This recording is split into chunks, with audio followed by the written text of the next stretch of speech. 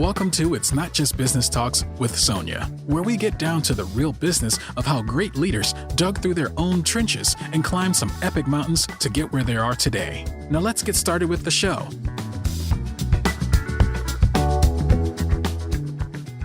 I'm here today with Dr. Nasypany, who is director of 2 graduate programs in athletic training and sports medicine at the University of Idaho.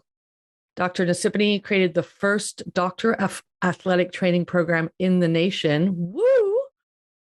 He also has a private healing transformation practice where he specializes in helping people to identify and improve their energetic alignment, thereby allowing his clients to live their best lives, which is something I want to talk with you about today.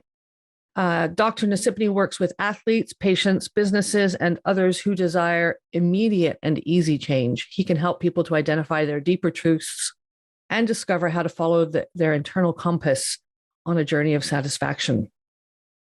Dr. Nasypany has also created online courses that can empower all humans to activate their inborn greatness through intuition and intention. Bam! Dr. Nasypany. That felt good. I was checking to see if I still believed all that. Yeah, and do we even need the podcast? I think we're covered. We just I think it feels good still. Yeah. Every now and then I have to check all that to see if it still feels good. Well, I can affirm some of that for you right away here. We've had a little bit of a hiccup trying to get on a podcast together, primarily because every time we were about to have it, something came up with me. And the most recent one was I was laying in bed with a migraine. And I used to have a lot of migraines, but nowadays, apparently I only have them once in a month or every other month. And I was laying there trying all the medicine and all the things. And I finally said, this isn't going to happen because having a legitimate conversation right now is just going to hurt my head. I've been there. And so I emailed you and I said, I have a migraine. Do you recollect your response? It was brilliant. I think I said something about it being an idiot button. But basically it's the button that says, hey, look if you're not going to lay yourself down, then I'm going to blow some circuits and make you lay down. And surrender. I think we told me, you said, it's telling you. I've had that button pressed many times in my life. It's like when I was growing up, my mother was a nurse and still is. And she said that the difference between walking pneumonia and pneumonia is that when you have walking pneumonia, you're just not smart enough to lie down. So, it's the same thing. Like, it's a great wisdom kind of lasts. Right. I think the power behind that for me was because I'm very susceptible and open to, we're going to talk about resource energetics in a minute, but I'm willing to surrender and be willing to be open. Sometimes I do need a reminder just like anyone else. And so you had basically said, Sonja, you know what, you're holding on to something, you're fighting something, and you just need to surrender and that'll make your migraine go away. So I said, thank you. And I laid there in bed going, wow, that's deep. What am I not surrendering to? And I just listened, and I'm not even exaggerating, within an hour, maybe an hour and 10 minutes, boom, right as rain, up out of bed, feeling great, no migraine. So thank you for that. Thank you for that reminder. And then funny enough, I told my project director that she had one 2 days later, and I was feeling pretty smart because I had this information and I passed on the good word to her. So, and that helped her too. So that's the kind of stuff that you do with your, it's not the kind, why don't I let you tell us what is resource energetics? Because that is your private practice or your private healing practice, right?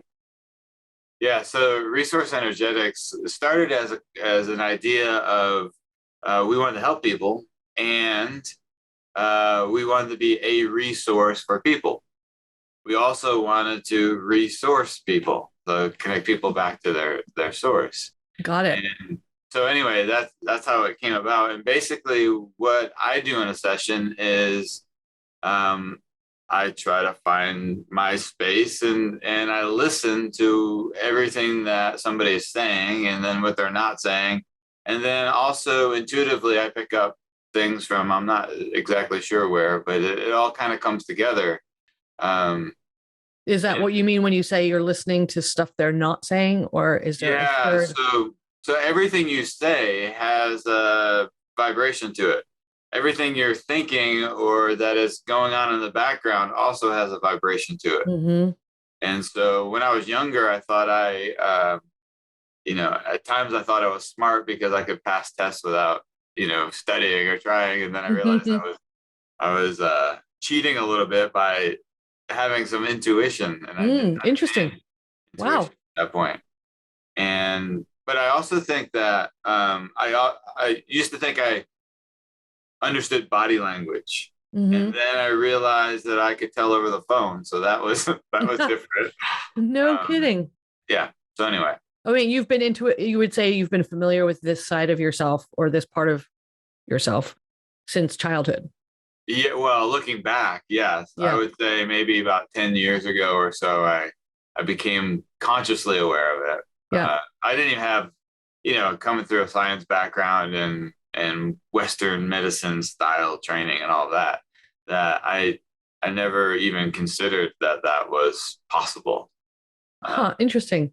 And yet there are actually, there are a tremendous amount of people now who are open to that sort of, but I do think certainly even 30 or, well, I don't know. How can I put a time frame on that? But it's something that more people are more comfortable with discussing or acknowledging now. Yeah. And I think for whatever reason, I have a knack of working with people who don't necessarily believe, but aren't blocking it. Right. Yeah. So they're not committed either way most of the time. And there's a way of when you come across the truth, then your system knows that. And pretense and resistance kind of goes out the window. I think it's also helpful that I have a sense of what's happening before you say something. So if you say, well, the reason I'm having a trouble is X and I don't feel anything there, then I know that it's a good sign because there's a lot of room for improvement, because once we identify what the actual disharmony is, then usually your problem goes away, even if the circumstances don't change. It's fascinating. So tell me, when you get into a room, right? So you said you get into a room, you're hearing what people say, you hear what they don't say, you have this sort of injection of intuition or that's all happening at the same time. Can you give me an example of the type of person or patient or client that you are meeting with and what type of things evolve in that session? Well, it started with my patients would say that, well, if I didn't have this pain, my life would be better. And then I took them at their word, and I researched all of the things that sounded too good to be true about pain. We actually got really, really good at treating pain quickly. And then what I realized was that they didn't feel much better at the end of it, because the pain was metaphorical, or the pain was bigger than the issue that they thought.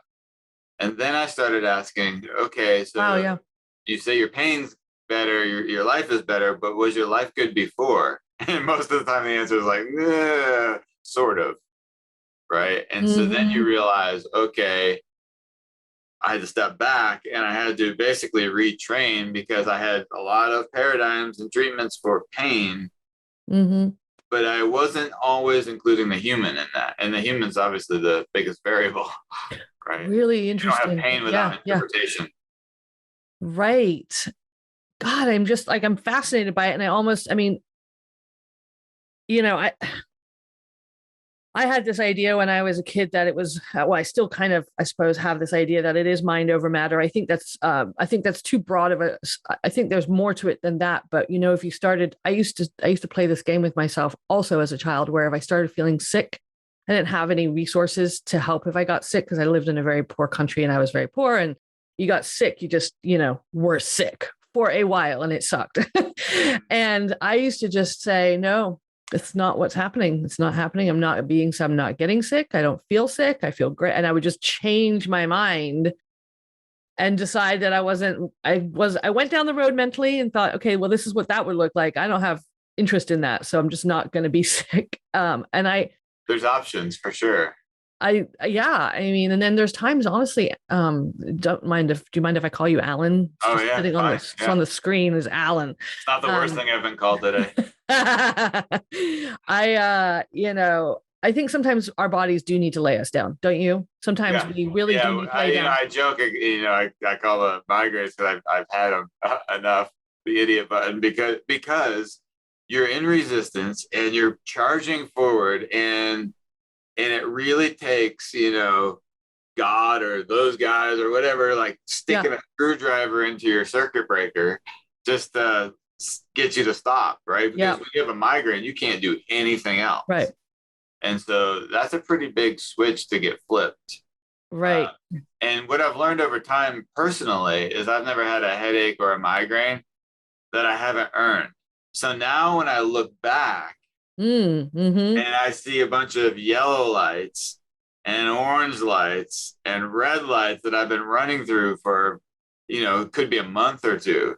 Yeah. And I think, oh, now it's obvious. And I see pictures of situations and people, and I'm thinking, well, how could I not have a headache right now? Right. And so it's 100%. Yeah. Do you think that in our country, and I'm using America as an example because I have lived and been in other countries where the cultures are slightly different, where just our neighbors to the north, right? I've spent some time with, I don't want to characterize them all this way, but they don't live to work or work for money. They live to make enough money so they can go live and have a pretty chill life. The ones that I've encountered, a lot of them. Yeah, my wife's from England, and they're talking about a 30-hour week or a 35-hour week, but that might include lunch at the pub, right? And right. It's a different way of living. Different way of living, and I think that I don't know if it's just how we're raised culturally here. It's hard to say, you know what, I need a personal day, even if we're offered personal days from work, right? You get 6 personal days. They're not even sick days anymore. Just take a day when you need a day. I think we stigmatize it, that it's not productive. Yeah. And there's nothing more productive than noticing when you're out of alignment and taking a day or 2 or 3 and getting back in alignment. Yeah. And then once you're recalibrated, go back about your life. You'll be fine. But if we don't do that, we keep postponing it. You said earlier that mind over matter. And what I've learned is that the more something matters, the more it becomes matter. And then the more it matters. So brilliant. Thoughts become things. And then these things take on a life of their own.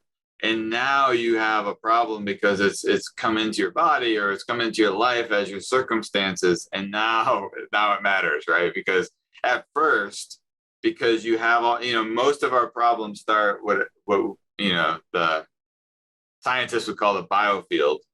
Okay. And you're the scientist. I'll listen to you. Yeah. And, the hippies would call the aura, right? And it's all the same thing. It's the field, the electromagnetic field that exists around everybody. And most people who do what I do understand that all dis-ease or disease starts in the field first.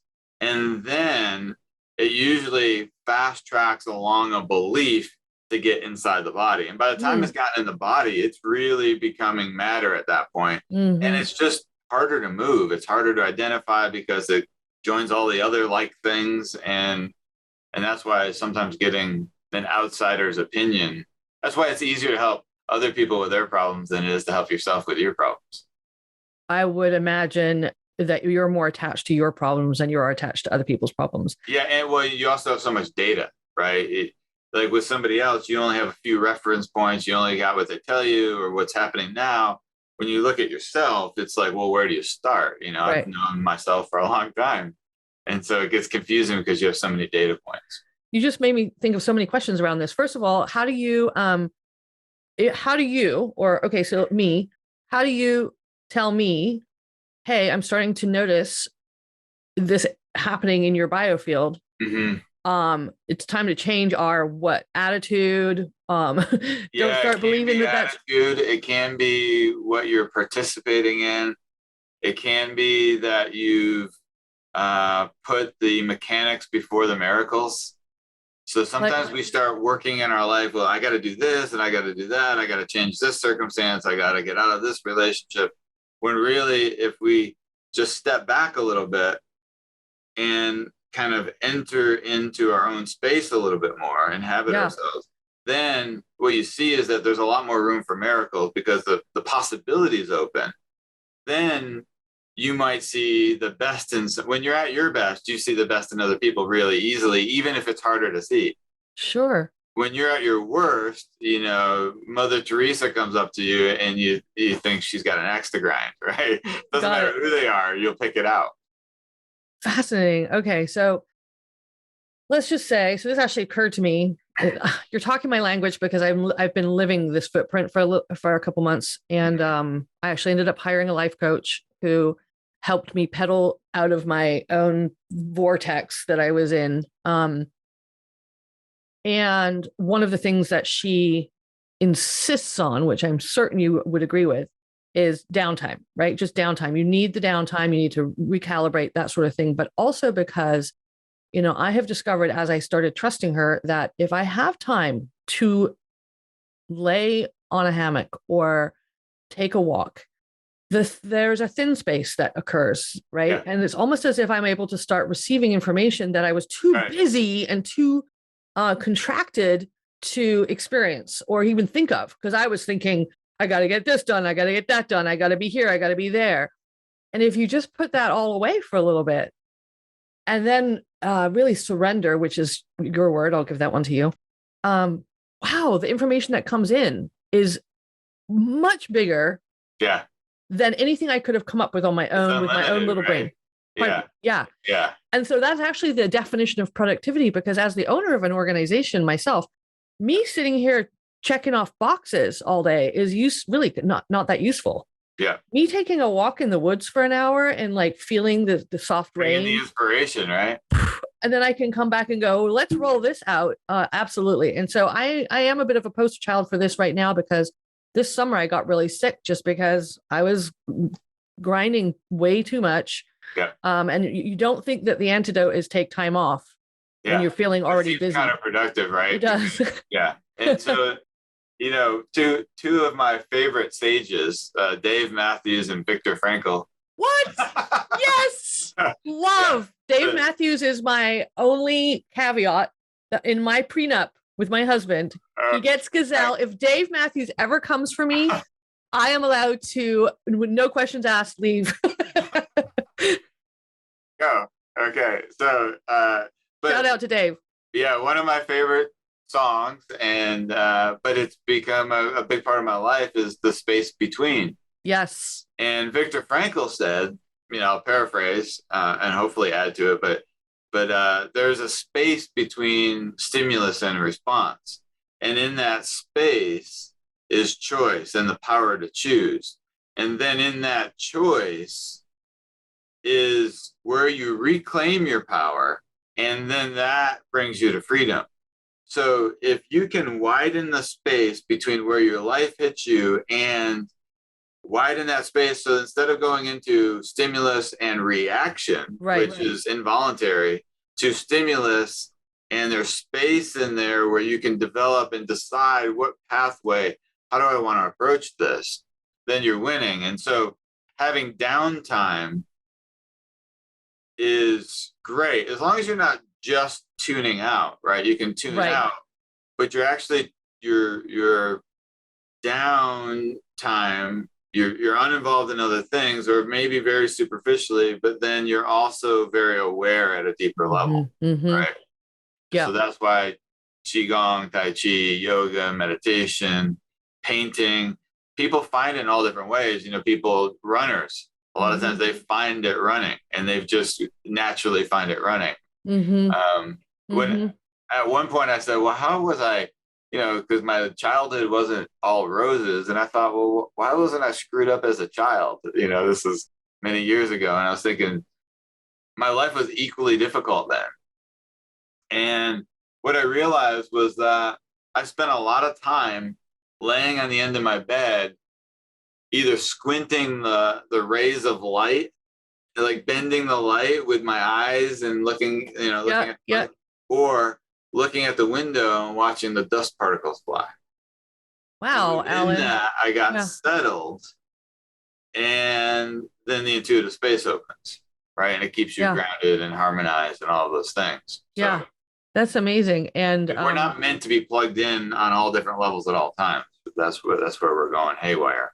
speaking of which, I mean, that is something, I mean, you're seeing students of all ages, but there's a, at with the athletic program, but what do you think, having been in your field for, I don't actually know how long you've been doing this, but I'm assuming there was a point at which you had people that weren't on their iPhone 100% of the time.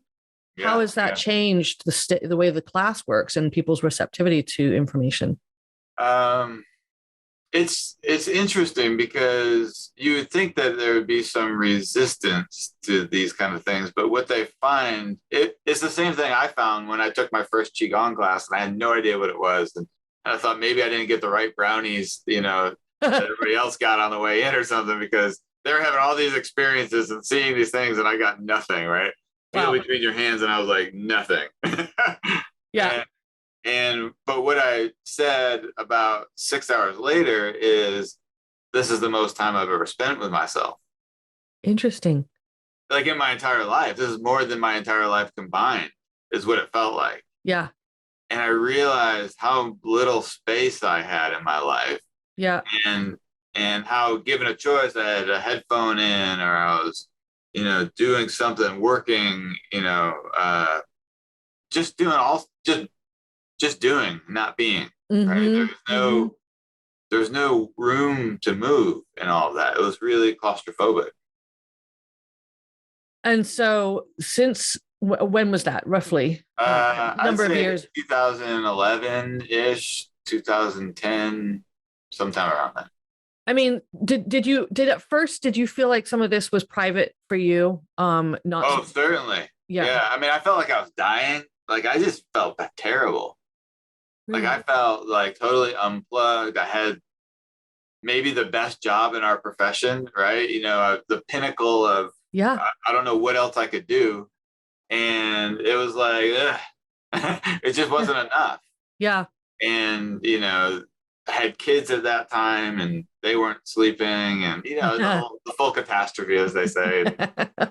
And I got to the point that I said, mercy, and I'll do anything.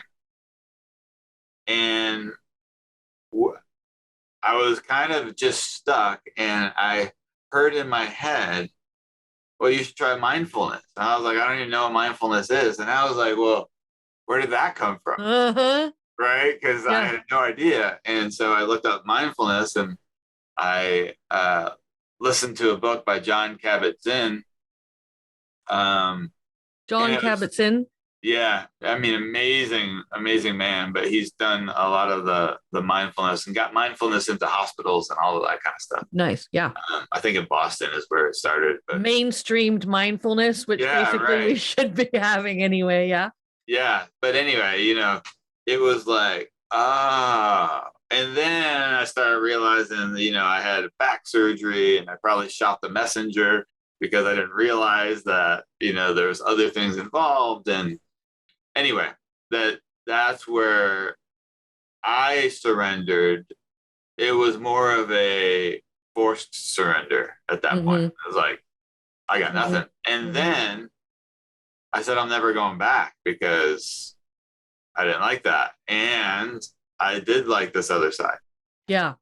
And so I've never looked back, because why would you? No, exactly. Yeah. I mean, that's one of the things that I think you said it precisely. People get to the pinnacle of their career, they get to the top of the food chain, and they find that they're not actually happy there. I'm not suggesting that you weren't happy there, but it wasn't the whole picture. It wasn't what it should have been, based on my expectations and everybody else's expectations that weren't helping. I mean, I think we have a lot of, clients that are, I mean, you're not necessarily like the CEO, although you are the person that came up with and started the Doctorate of Athletic Training program in the United States, which is a huge sort of front runner for the entire country to follow. So, I mean, it's not like there's no small beans there. Yeah. A lot of our clients, CEOs or professor type status or coaches or whatever, do get to quote unquote the top. And the most consistent thing that I hear is it's lonely sometimes. Yeah. Because who are they? Because they don't have any peers, and we really do need other people. We really do. There's no question about it. And then it wasn't. While it seems like it was like, well, here I am. I'm at the top, and I mean, I'm the CEO of my organization, so I'm at the top of my company, and I've been doing this for a heck of a long time. It seems like it was kind of easy to get here, but on the flip side, I look at it and go, man, that was hard, and like maybe more than not, people have imposter syndrome. Like, how did I get here? Yeah. How did I get here? And does anybody else know that it's just me in this position? It's not anybody amazing, or that's one of the reasons it gets lonely, is because you spend so much of your time hiding, hoping somebody doesn't know what you don't know, right? Yeah, or and it's all about power and control and doling out information. I mean, if it were pure, then everybody would feel equal and people would have different jobs. One person's CEO and one person's the custodian, but they're all equally important, which isn't how we necessarily do it here.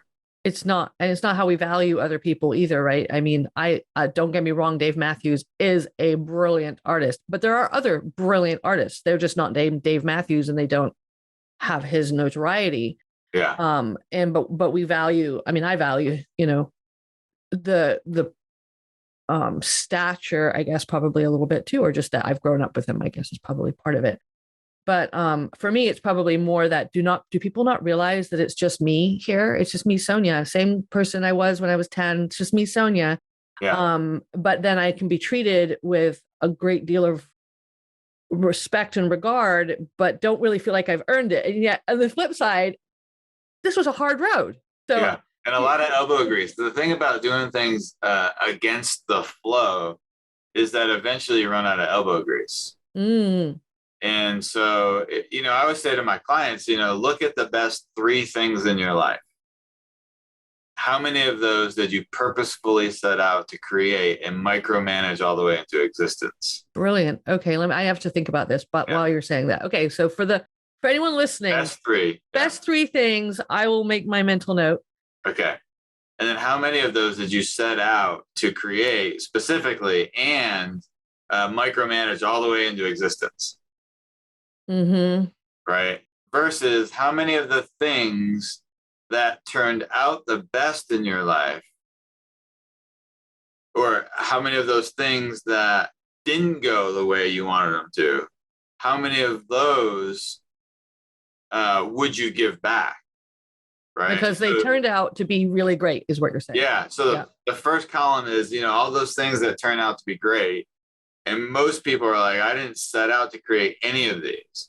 And of the things that we do create, how many of them turned out the way you wanted them to? And they say none, right? Or virtually none. And then even those, you wouldn't give them back. And so then it's like, okay, you don't know what's best for you, because the best things you came out of nowhere. When you tried to create something, it didn't come out the way you thought it would, or at least it was bittersweet instead of fully sweet. And then you still wouldn't give those back. If you had to give back everything or nothing, then it's like, well, what's the point of resisting as it comes?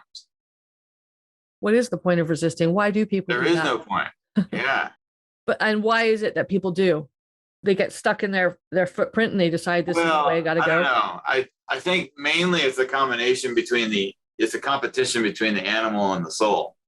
So that's the thing about the human condition, is that we have the wiring of an animal, but we also have a soul. And wrestling those 2 things is tricky, because the animal says, I can die and have things taken away. And the soul says, good luck. You're not going to hurt me. Right. And so then it's like, well, which one's in charge? And I think when you start feeling constrained or constricted, or feeling like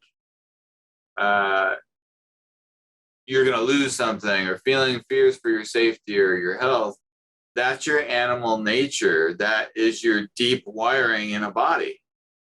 However, when you feel free, it's also associated with brains, right? So the animal side is really more associated with the left brain. The right brain, the more creative side, the loving side, the abstract side, is more associated with the soul. And so when you have those combinations, it's like, well, the the right brain doesn't care how you get to work. It's busy at more abstract levels. It could care less, right? Right. The left brain doesn't care about love, doesn't care about joy, doesn't care about happiness, schmappiness. You know, it keeps going. There's no magic in the left side of the brain, in the animal side. It's all, what do I have to do to keep the ship going in that direction?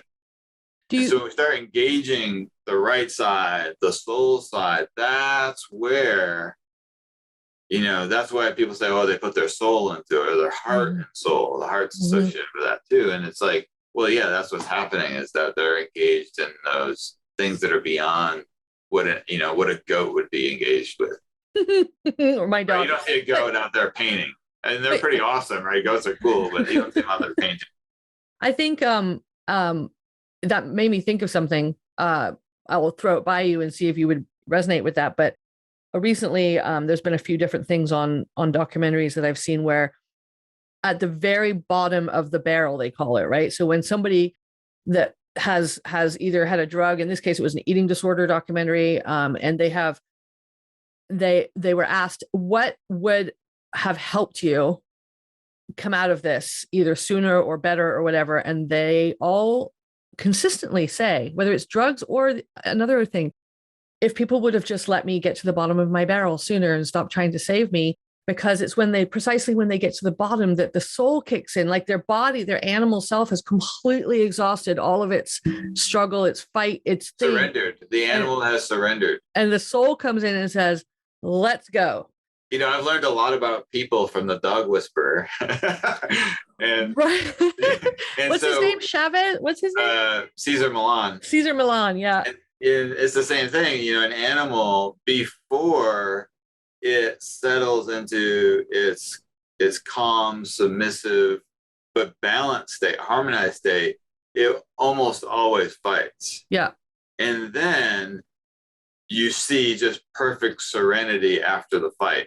Yeah. And it's in that window of serenity. Hopefully it's not forced on you, but sometimes it is, right? That's what people call the dark night of the soul. Whatever. Yeah.